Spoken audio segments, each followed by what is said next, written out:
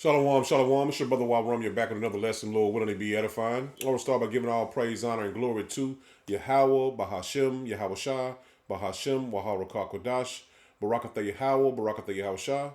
Double honors to the apostles and elders and bishops of Great Millstone who taught me this truth. Shalom to the 144,000 men of the Lord you see on the highways and byways prophesying in the name and power of Yahweh, Bahashem, Yahweh Shah, also the correct doctrine.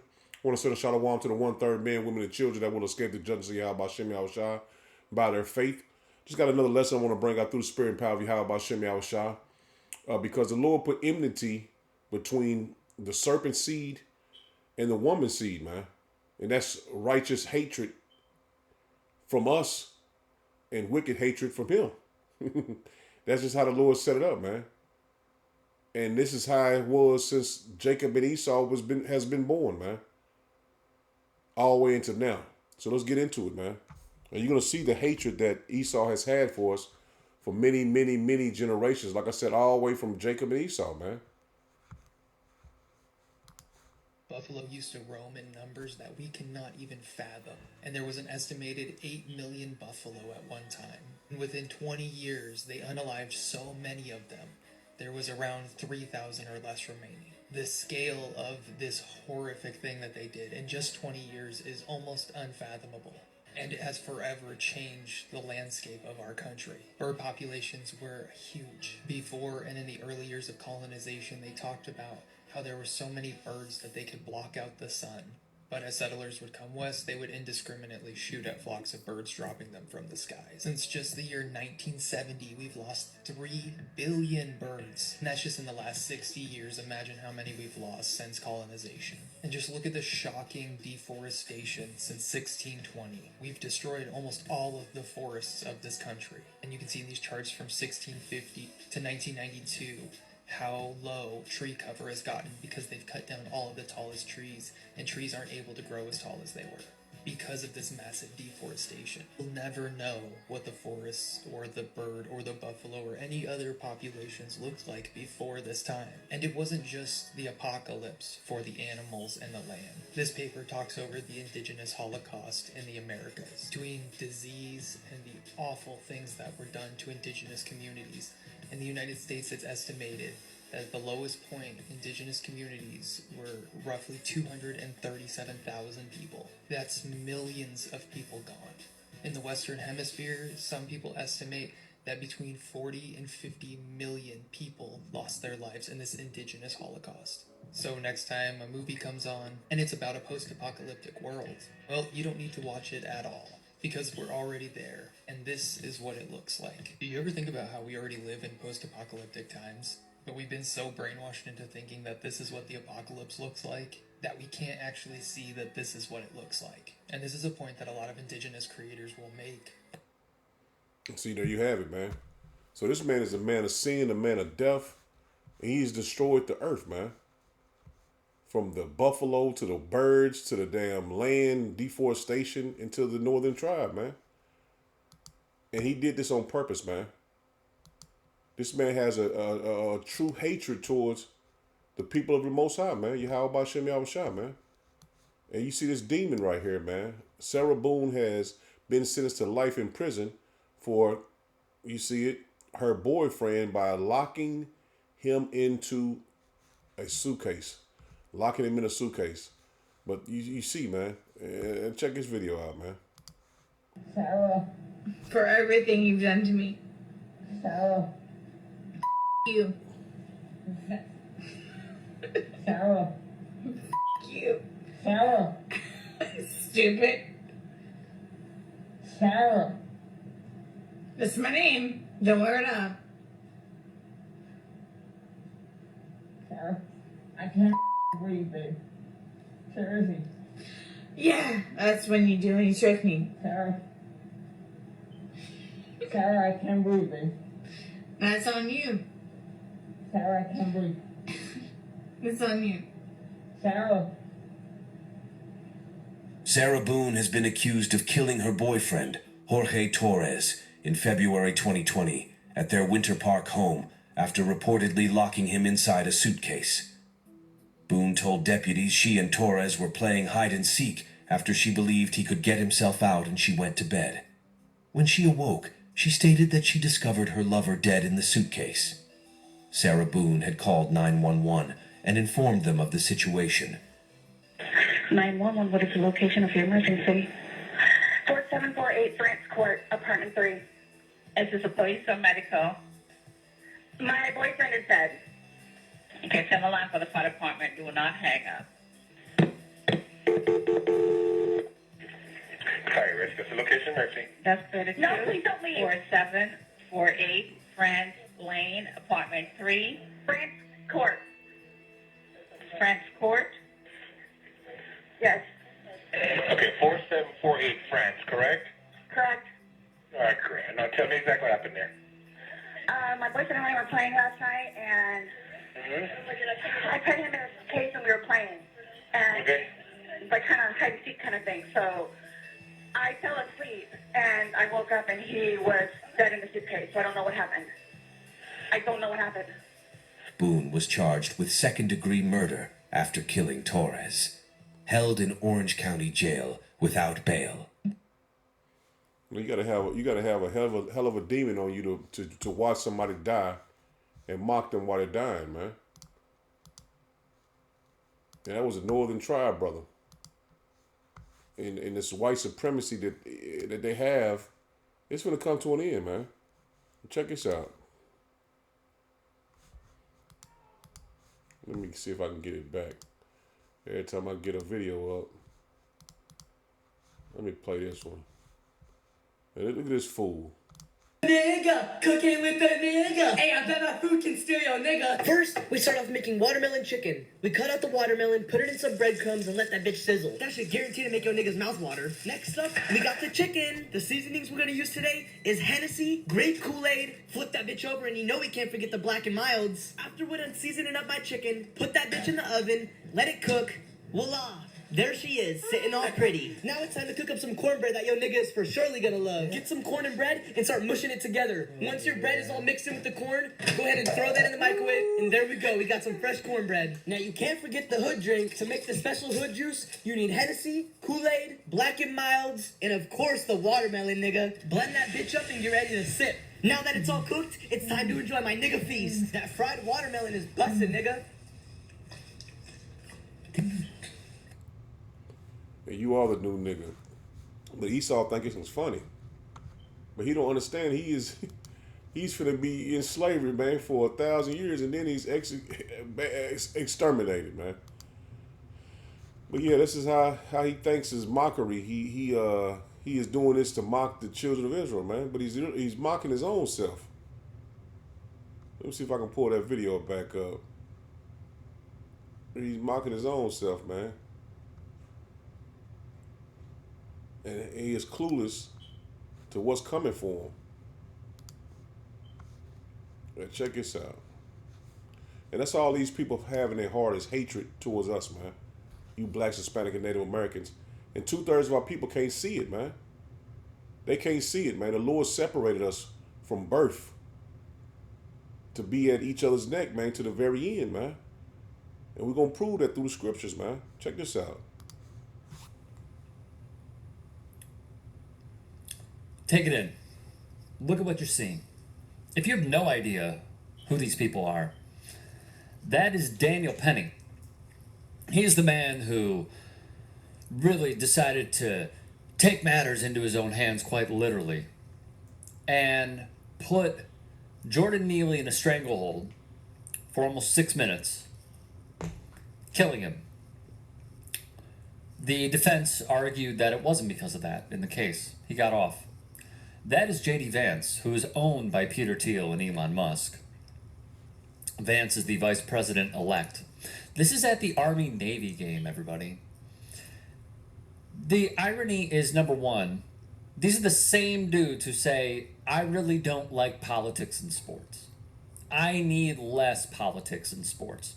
Yet here y'all are. The second part of this that I feel like a lot of white folks are not going to speak on is this. This is white supremacy in full motion. This is them saying that you can go around, kill minorities, and you know what you get? You get to sit in the big boy box set a nationally televised football game. I mean, like the real big boy box. And a side note, like, are these guys like, are they a couple? If so, that's cool, but like, man, they hang out a lot. But you see, he was up there with Trump. This guy Penny, he was up there with Trump. He was up there with Elon, and the vice president as well, man. So it's showing you that it's just a mockery, man. And they're showing their true hatred towards you blacks, Hispanic, and Native Americans right in your face. Now, let me get this first. And these Edomites, and you, the head tribe is Amalek, what you see on the screen. What you see, it says, Ohio Senate passes bill aimed at outlawing criticism of the small hatters. Criminalizing gospel. See that? They're criminalizing the gospel. And this is just December the 17th, man. So that goes to show you that we're going to be taking off the highways and byways very soon, man. So this word, it is wisdom, knowledge, understand. You better get it while you can, man, because they're soon to be criminalized to even to preach the gospel, man.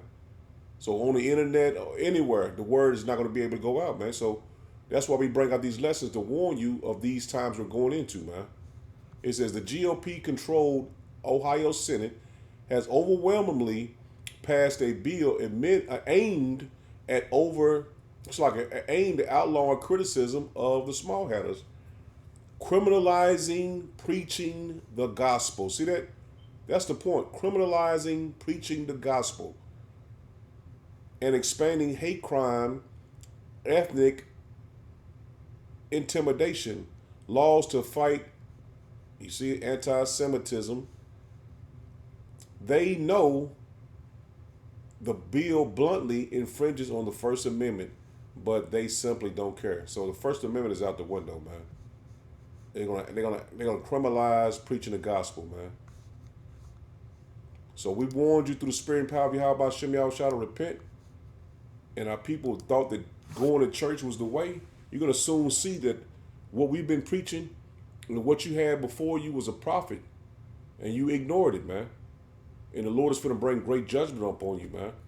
Now, I'm going to play this right here because we know this is coming very soon, that they have some very demonic things that they want to bring out and put out on these people, man. These heavy demons man, it's going to be on these people, man. As you see another sickness coming, they're going to bring out another jungle juice. And you see they're getting ramped up for this false flag alien invasion deal, man. So check this out. Terrifying. The Vatican just announced their plans to perform a forbidden ritual this Christmas that's never been attempted in human history. Pope Francis revealed they'll conduct the Apertura Sanctorum, an ancient ceremony discovered in sealed texts from 300 AD. The ritual requires 1,000 priests to form a perfect circle in St. Peter's Square while reciting forbidden prayers in reverse Latin. They claim it'll open sacred gateways between realms, something that hasn't been attempted since it allegedly caused the Dark Ages. Vatican officials admitted they can't predict the consequences, but insist it's necessary to prepare humanity. Even more disturbing, they're installing massive copper conductors around the square and ordered everyone to evacuate within a 3-mile radius on Christmas night. Religious scholars are warning this could tear the veil between worlds. We have 13 days until they attempt to open what they call the Divine Gateway. And that's your Christianity, man. Because all of your Christianity stems from the Vatican, man. And we warn our people, man, to get out of that paganism. And that goes to show you, for without a shadow of a doubt, man, Christmas is a pagan holiday, man. But our people are still ignorant to the facts. And they ignore it like it's going to affect us, man. We woke up to the truth, and we warn you to wake up out of it. But the point is, man, the Lord has separated good and evil. The Lord has separated good and evil, man. And we're telling you who the wicked nation is of people. And if you don't want to take heed to it, man, you soon will see for yourself. And I'm going to start here in Genesis 3 and verse 8. It says, and they heard a voice of Yahweh Shem Yahushua power walking in the garden in the cool of the day. And Adam and his wife hid themselves from the presence of Yahweh Bashem Yahushua amongst the trees of the garden. And see, this is another thing our people understand the scriptures, man. So the tree was symbolizing the people. So Adam was among the people, man. Let's get this scripture real quick. We'll go right back to it. And it shows you that the Lord looked at the people as trees as well, man. This is Mark 8. We're going to go right back. I should have just pulled another tab up for it. This is Mark 8 and 24. It says, and he looked up and said, I see men as trees walking.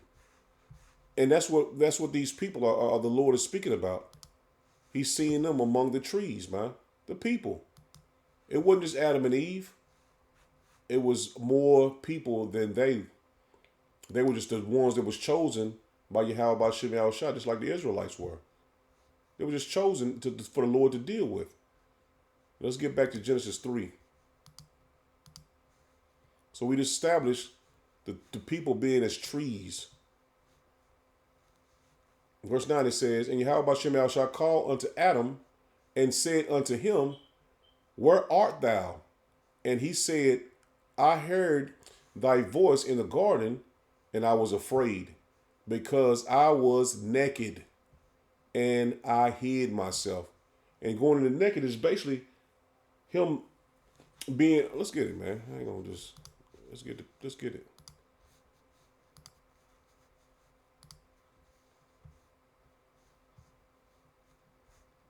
He was ashamed for the wickedness that he done.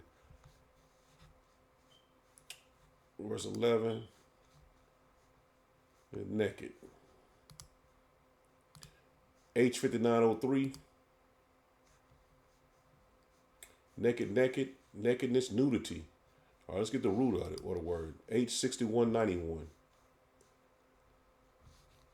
To be subtle, be shrewd, be crafty. And who is this describing? This is describing Esau, man. He has the spirit of the serpent. Beware taking crafty counsel. Be prudent. To be crafty. Subtle. To be crafty. Be or become shrewd. All right. Let's get dropping down to the definition. To be or make, bear. Be used only in the derivative sense through the idea perhaps of smoothness, to be cunning, usually in a bad sense. See that? Cunning, usually in a bad sense. And that's what he became once he ate of the fruit of the tree. And that's, he says, having or showing skill to achieve one's end by deceit or evasion. Let me get that. Evasion. So Esau was described as being cunning. And that same spirit is still in the earth, man. Now let me put that word evase. There you go, right there. Evasion. Evasion. To act, the action of evading something. An indirect answer. A prevaricating way. Speak or act in an invasive way. Pervasiving excuse. Pervasiving, evading something, sidestep, bypass. So they basically trying to bypass the Lord's answer. In this sense, right here. They're going back to Genesis 3 and 15. So he was seen bare. He was naked in a cunning way. Let's get the word cunning as well. I missed the cunning.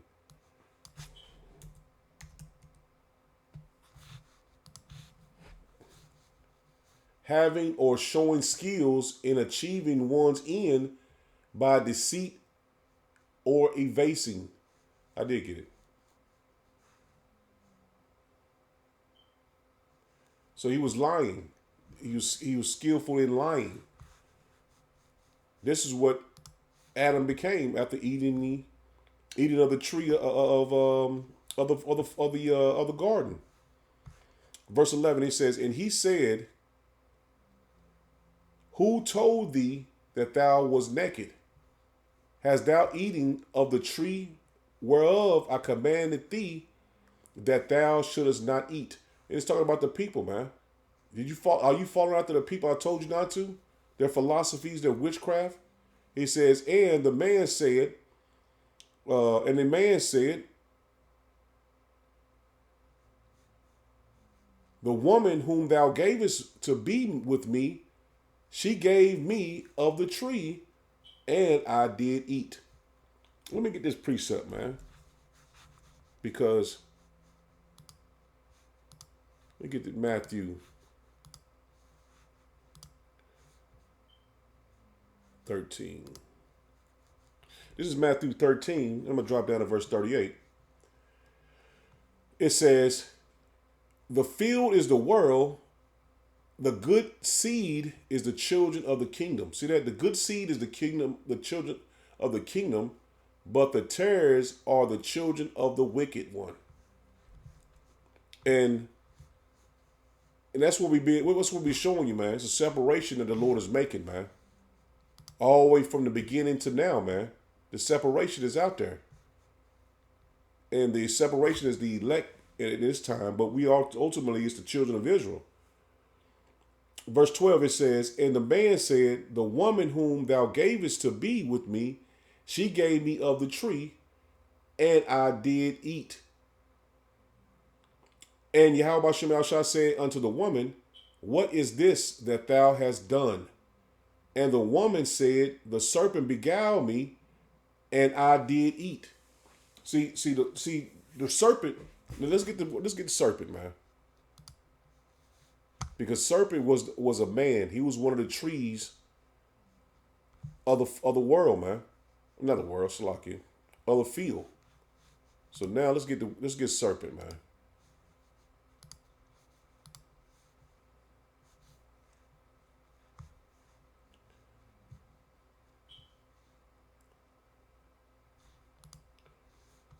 G 13.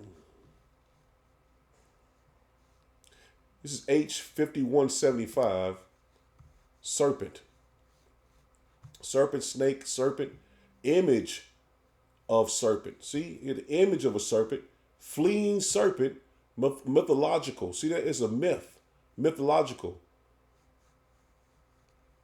A snake, hiss, serpent. Let's get the root word of that, of serpent. To practice divination. See that this is what they was doing, witchcraft. Divine, observing signs, learning by experience, diligently observing, practicing foretelling. See that? This is what the serpent beguiled Eve with. Witchcraft. Taking as an omen. Practicing divination. See that? Practicing divination. And she made Adam to go off as well, man. And practice divination as well, man. Let's get a quick definition for divination.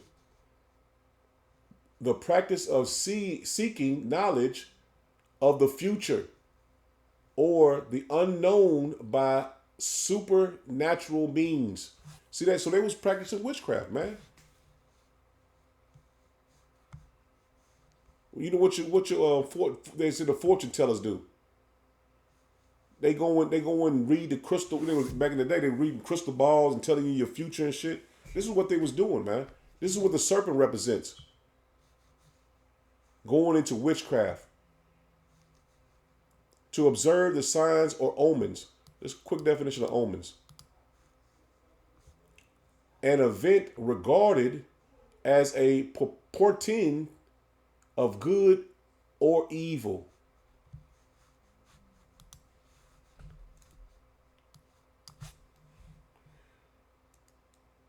Let me see.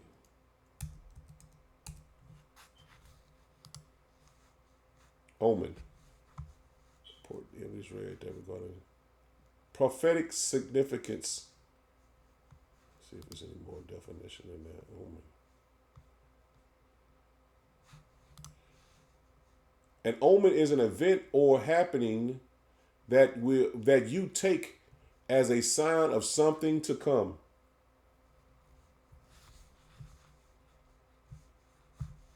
So they was practicing a lot of witchcraft, man. And the serpent, which he represents that, because he was a crafty and cunning. He was cunning, like we just got the definition of cunning.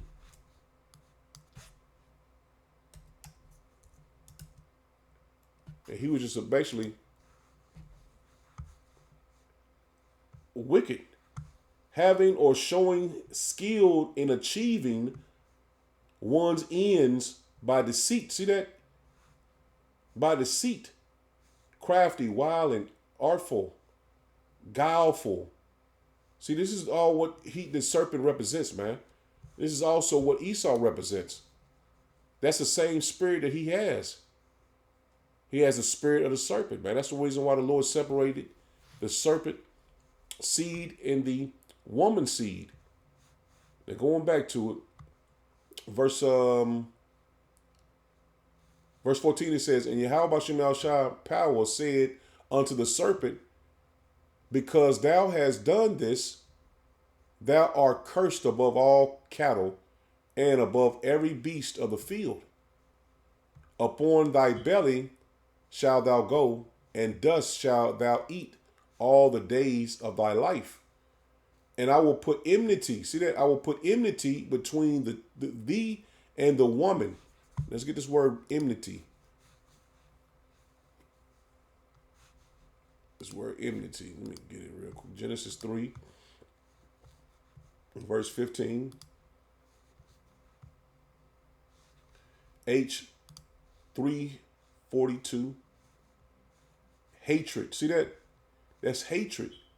He put that between the woman seed and the serpent seed, man. Hatred. Root word.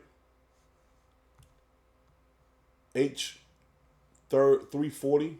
To be hostile to be an enemy to. See that?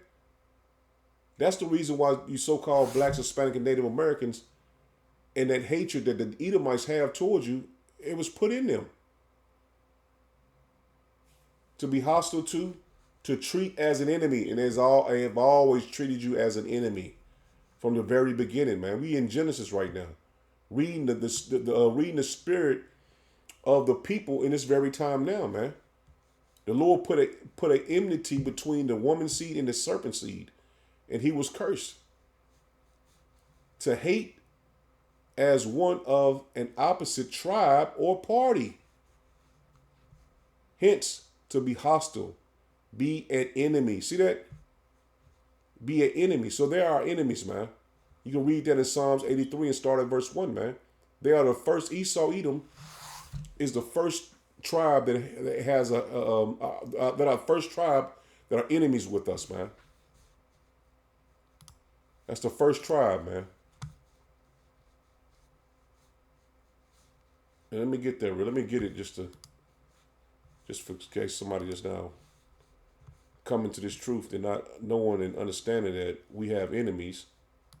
And the Lord made it this way, man. This is Genesis 83. And I just want to get the point. Verse 4, it says, they have said, come and let us cut them off from being a nation, that the name of Israel may be no more in remembrance. For they that, it's like I said, for they have consulted together with one consent, they are confederate against thee, the tabernacles of Edom. And we know all the nations, but the point is the tabernacle of Edom and,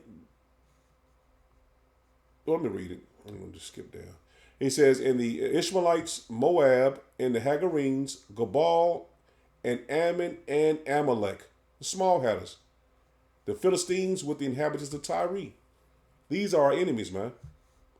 I skipped this part. That's what I wanted right here. For lo, thy enemies make a tumult, and they that hate thee have lifted up their heads. See that? Thy enemies. And the Lord has made us enemies to all these nations, man. But the main ones is Edom and the head tribe of Edom, Amalek. As plain as we can possibly get it, man. Back to Genesis 15, 3 and 15, it says, and I will put enmity between thee and the woman, and between thy seed and her seed. See that? Thy seed and her seed. It shall bruise thy head, and thou shalt bruise his heel.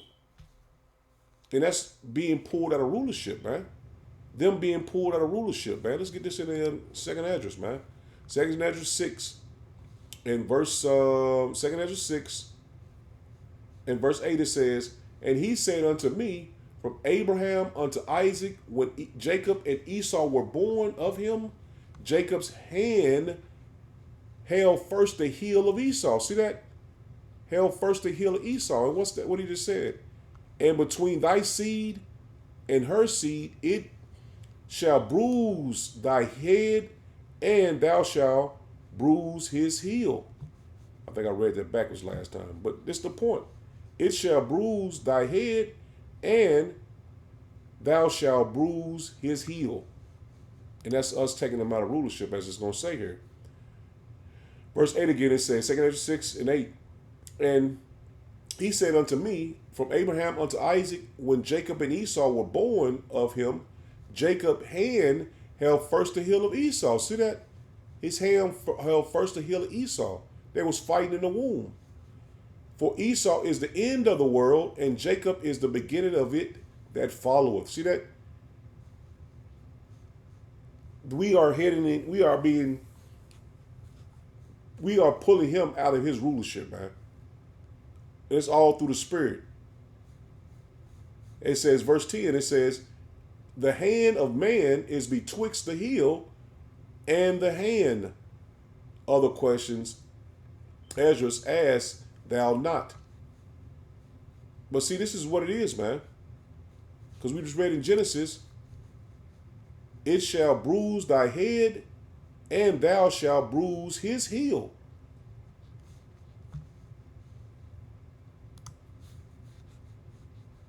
And that's representing being pulled out of power, man. Him being pulled out of rulership. Let's get this real quick. This is Genesis 27. This is Genesis 27, and I'm going to drop down to 31.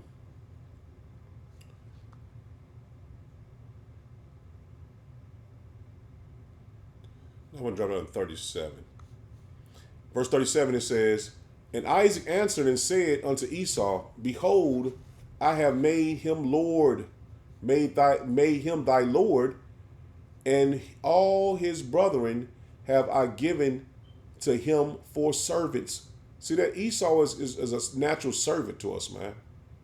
And that's going to be put in place soon as he is snatched out of power, man. And with corn and wine have I sustained him. And what shall I do now unto thee, my son? And Esau said unto his father, hast thou but one blessing, my father? Bless me, even me also, O my father. And Esau lifted up his voice and wept. See that? He cried because he knew that he was given over to his brother as a servant. And Isaac, his father, answered and said unto him, behold, thy dwelling shall be the fatness of the earth and of the dew of heaven from above. And that's what he received. He received the rulership of the entire globe, man. He has it right now. And by thy sword shalt thou live. And that's what he's doing. He's always ruled by the sword, man. His modern day weapon. Missiles and guns. That's what he's received, man. That was his blessing. and shall serve thy brother. See that? And shall serve thy brother, and it shall come to pass when thou shalt have the dominion, that thou shalt break his yoke from off thy neck. And Esau hated Jacob. See that? And Esau hated Jacob. Enemies, man. Because of the blessing wherewith his father blessed him. And Esau said in his heart, the days of mourning for my father are at hand, then will I slay my brother Jacob. And this has always been his plans, man. He's always been our enemies. Well, I'm saying him, but they have always been our enemies, man. It's been set up from the beginning. And that's the reason why Esau wanted to kill Jacob, man. Let me get this real quick.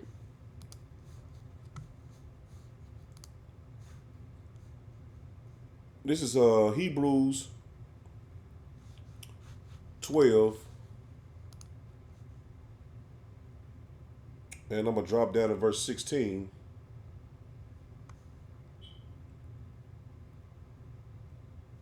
Verse 16, it says, lest there be any fornicator or profane person as Esau, who for one morsel of meat sold his birthright. For he knew how that afterward, when he would have inherited the blessing, he was rejected. See that? He was rejected. And that's the reason why, like I said, he is our enemy to this very day. They want their birthright back. But they was rejected, man. He can't get it back. For he found no place of repentance. See that? He couldn't repent from it. Though he sought it carefully with tears. And that's what they're gonna do now, man. They're gonna bitch and complain because they're coming out of power, man. They're gonna bitch and complain, and you're gonna be in his sight, man. Was it Revelation 12 and 12? Because he has but a short time. But this man is gonna receive shame, man. He's being made bare for who he really is. This is Obadiah 1. And verse 10, it says, for thy violence against thy brother's shame shall cover thee, and thou shalt be cut off forever. See that? He's going to be cut off forever for what he's done, for what he has done, man. To the children of Israel, man. And our people can't understand it. We are natural enemies, man. Drop it down to verse 18. It says, and the house of Jacob shall be a fire, and the house of Joseph a flame, and the house of Esau for stubble. And they shall kindle in them and devour them. And they shall not be any remaining of the house of Esau, for Yahweh Ba'Shem Yahushua has spoken it. See that? The Lord has spoken it. He is coming out of rulership, man. And we're seeing the downfall of our enemies. This is Daniel 7. This is Daniel 7, and I'm going to drop down to verse 16. It says, I am near unto one of them that stood by and answered him. I got to go up to this 15. It says, I, Daniel, was grieved in my spirit in the midst of my body, and the vision of my head troubled me. I came near unto one of them that stood by, and asked him the truth of all of this. It says, so he told me and made me know the interpretation of the things. These great beasts, which are four kings which shall rise out of the earth. And that's the Babylonian Empire, the Medo-Persian, the Greco-Greece Empire, and the Roman Empire. And we in the extension of Roman Empire, man. He says, these great beasts, which are four kings, which shall rise out of the earth. But the saints of the Most High shall take the kingdom and possess the kingdom forever, even forever and ever, man. So all these rulerships have went down. Now it's time for the children of Israel to possess their kingdom, man. New Living Translation says, but in the end, the holy people of the Most High will be given the kingdom, and they will rule forever and ever. That's what's happening, man. This man's kingdom going down, and we're taking the kingdom by the word of the Lord, man. Good News Translation says, and the people of the supreme power will receive royal power and keep it forever and ever. See that we're going to have the kingdom forever, man.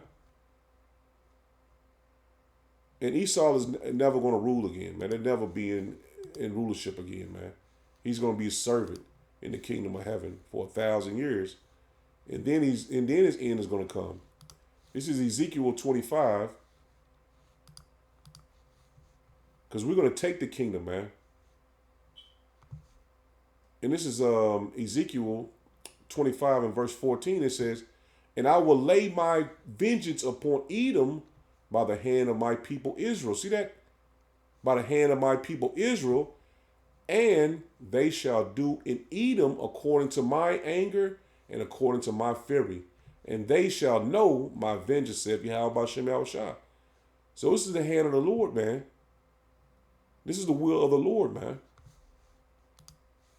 Because the kingdom of heaven is the kingdom of Yahweh Shem Yahushua and the Israelites' kingdom. We're going to be joint heirs with our power, man. This is Luke 1. And starting at verse 30.